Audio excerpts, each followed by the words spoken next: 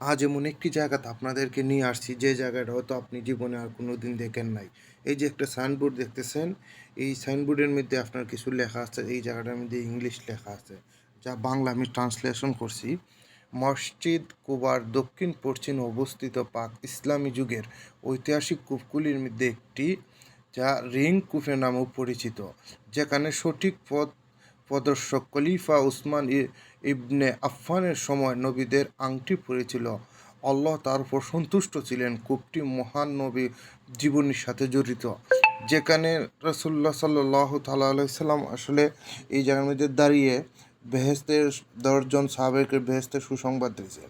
এই জায়গার মধ্যে দাঁড়িয়ে 3 জন সাহাবী এবং ওনারা সাহাবায়ে কেরামরা ছিলেন রাসূলুল্লাহ সাল্লাল্লাহু তাআলা আলাইহি সাল্লাম ওই জায়গার মধ্যে দাঁড়িয়ে, এবং এই কূপের মধ্যেই নবীদের আংটি পড়েছিল। আর ওই জায়গার মধ্যে দাঁড়িয়ে রাসূলুল্লাহ সাল্লাল্লাহু আলাইহি ওয়াসাল্লাম সাহাবায়ে কেরামদের বেহেশতের সুসংবাদ দিয়েছিলেন। ভিডিওটি ভালো লাগলে